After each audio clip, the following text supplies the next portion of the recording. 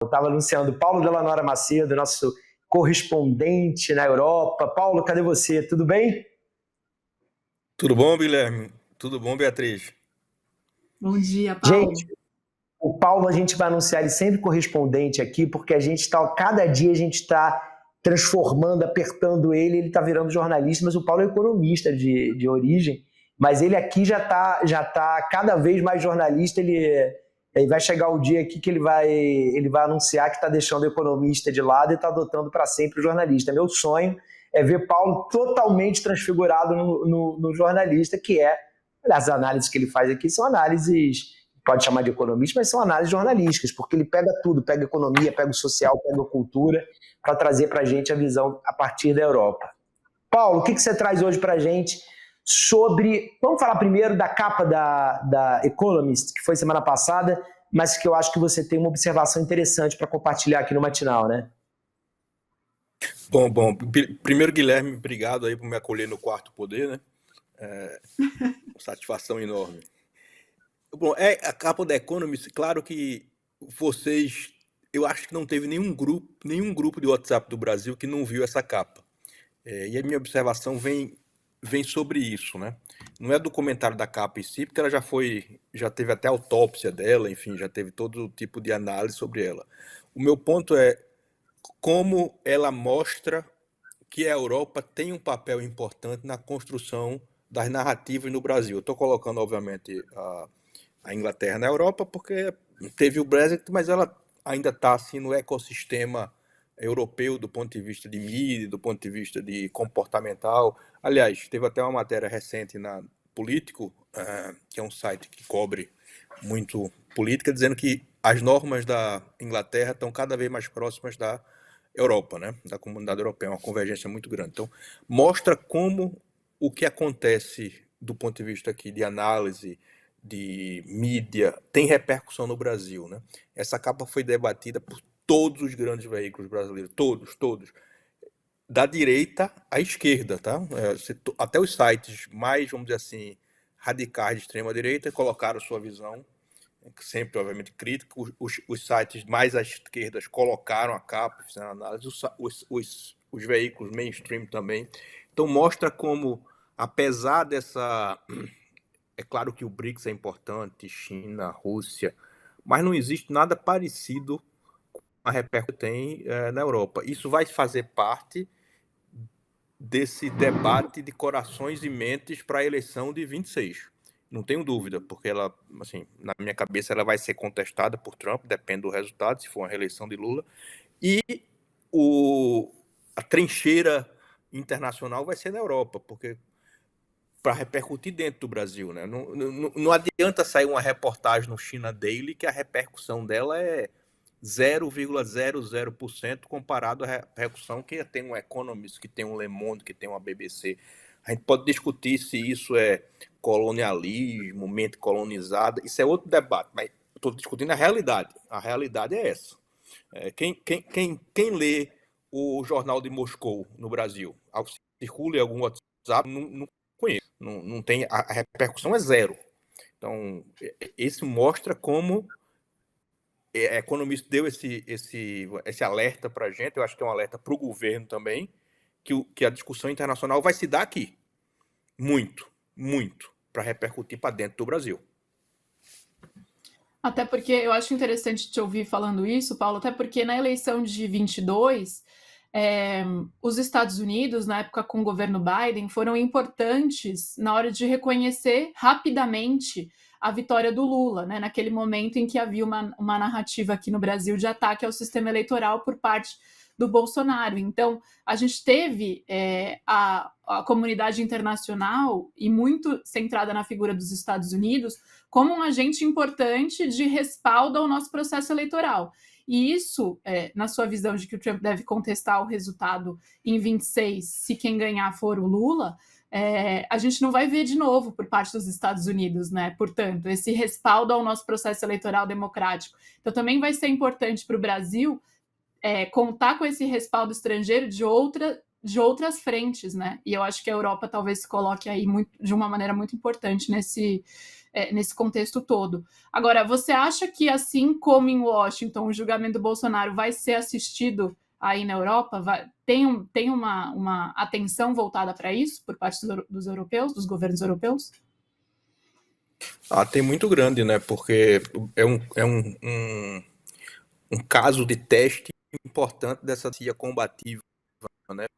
Vamos dizer assim, né? Democracia, né? Que é uma coisa meio alemã, né? Aquela coisa de ser proativa na defesa da democracia. Não tenho dúvida, né? Porque a França está com o crescimento da extrema-direita e a Le Pen lá está numa situação que não é igual a do Bolsonaro, porque não é uma questão de... Ela não vai ser presa, mas ela está excluída da eleição presidencial por condenação de uso indevido de recursos em campanha. Então, a França vai olhar qual é o resultado que isso tem do ponto de vista político eleitoral. Não tenho dúvida. Você colocou essa questão muito bem colocada, e não é só o governo que está olhando para isso. Quer dizer, o Bolsonaro está vindo, o Eduardo Bolsonaro está vindo para a Europa fazer um tour aqui, um grande tour da extrema-direita, né?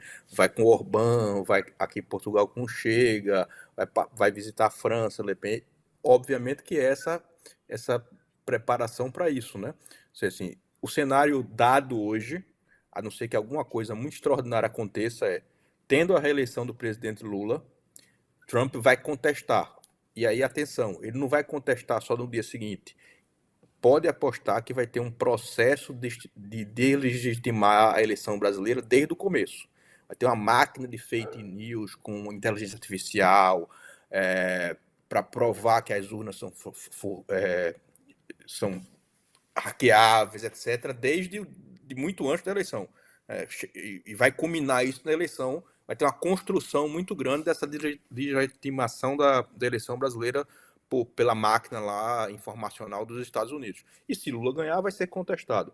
Então, essa você falou que teve essa coalizão no 2022, não existe nada parecido com isso. Pelo contrário, a coalizão agora Trump vai contestar ativamente e vai trabalhar para que seja vista como não válida. Aí você vai ter a China e a Rússia, que nesse aspecto, obviamente a China é super importante do ponto de vista de comércio, etc, etc, parceiro estratégico, que bom que tenha, que se aprofunde. Agora, achar que Xi Jinping é fundamental para dar uma declaração que a eleição brasileira foi democrática e justa é uma piada, né? Eu acho que ninguém acredita que isso tenha relevância dentro do Brasil, né? Porque a eleição não é a especialidade de Xi Jinping, né? E botar Putin com uma declaração que a eleição foi justa e coisa também não é uma boa ideia, né? Fica parecendo o rei do ovo falando de Bolsa Família, né? Não é uma coisa meio para sensacionalista, né? Piada pronta. Então, quem é que sobra nesse negócio? Vai sobrar a Europa, né? Quem vai ter, assim, os líderes que vai ter... Então, a situação é um pouco delicada, porque você tem Macron, no final do ano que vem, já vai ser um presidente em final de mandato, vai restar muito pouca coisa. Provavelmente meio pato manco, porque a eleição, ele não deve fazer sucessor, dificilmente ali, ele está meio complicado, né? E você tem o Merz, da Alemanha, que é um conservador. Então, assim, é um cara que não tem aquela proximidade que o Olaf Scholz tinha do Lula, né? Do governo. Então, mas é um conservador democrata, né? Assim, é um conservador que não vai mentir sobre a confiabilidade das urnas no Brasil, por exemplo.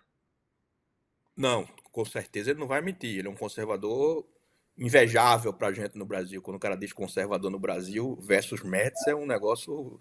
Ele é iluminista, vamos dizer assim, junto dos conservadores que a gente está acostumado a ouvir. Mas, assim, ele não... Tem que ter um cuidado com essa coisa, porque talvez ele não seja, assim, uma voz muito proativa do ponto de vista de posicionamento, na minha cabeça, a depender como tiver a situação do Brasil de apoio. Essa guerra vai estar acontecendo, a gente falou isso semana passada e está cada vez mais claro, a guerra da Ucrânia vai estar acontecendo com a Rússia. Então, eu acho que ele vai ponderar ali, ele vai, obviamente, não vai mentir, mas quanto ativo e contundente ele vai ser, eu acho que depende muito desse jogo, de como é que vai estar o Brasil nessa composição de guerra com Rússia e Ucrânia. Muito. Como ele vê essa... Que hoje a Alemanha, saiu uma reportagem acho que foi ontem no New York Times, dizendo que fontes de Washington disseram que tem pressões para Zelensky não aceitar o acordo de paz e não vem da França nem da Inglaterra. Então vem da onde? Quem é que está pressionando e bancando? Até porque tem uma sobra orçamentária muito grande. A Alemanha não tinha muito endividamento, aprovou um pacote aí para o caso de armamento e defesa poder se endividar mais, e eles estão bancando uma parte da guerra na Ucrânia. Então eles devem estar por trás da pressão e tem mais receio com a Rússia do que outros países, porque está mais perto, tem vizinhança conjunta, etc. Eu acho que, claro que ele não vai mentir, mas quanto proativo ele vai ser, não sei. Aquela coalizão que a Beatriz falou de 2022, esqueça, não existe mais. Não vai existir.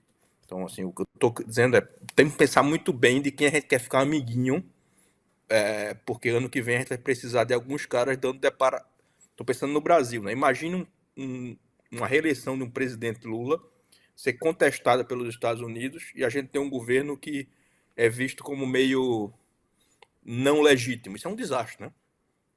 Isso é um desastre para o Brasil, né? Então, a gente está com uma... Você devia estar assistindo aqui a gente, né? A gente está com uma audiência grande, com pessoas de direita também. Eu quero saudar aqui algumas delas, para todos verem que acolhemos direita e esquerda do mesmo jeito. João Curumada, olá, você fez aqui uns comentários bem legais. Lisa Mal, obrigado.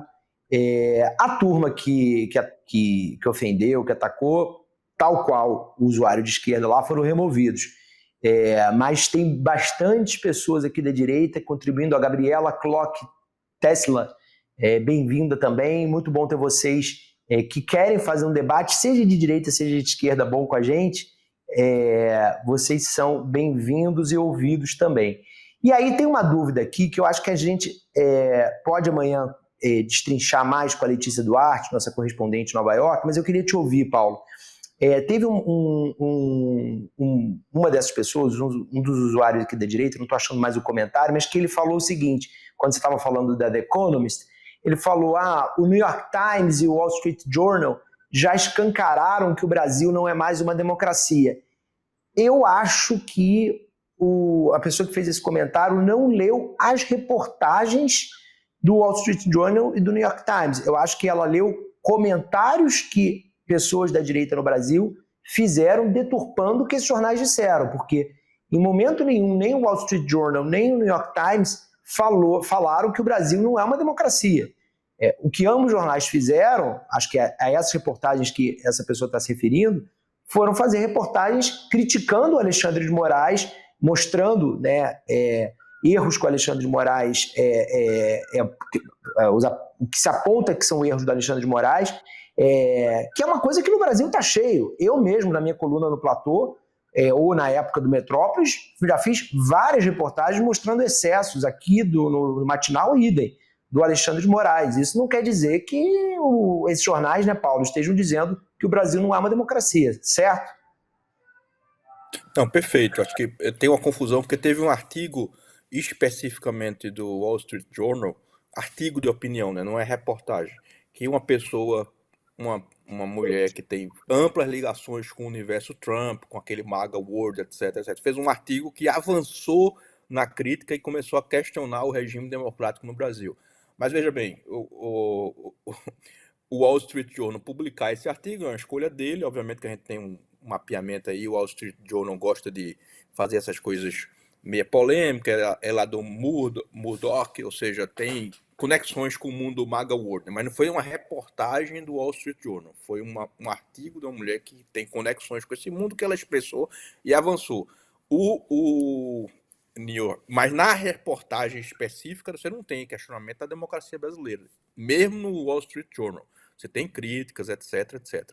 Não avança o sinal para dizer que a democracia não existe no Brasil. E o New York Times também, não tem nenhuma reportagem do New York Times que fale que não existe democracia no Brasil. Pode ter tido algum artigo com críticas, ou eventualmente alguma reportagem com crítica.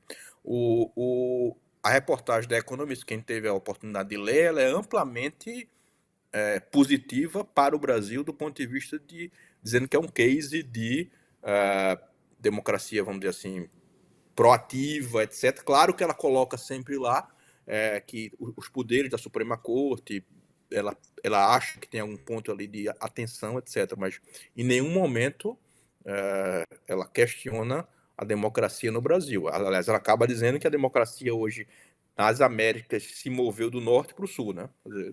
Não tem dúvida da posição dela.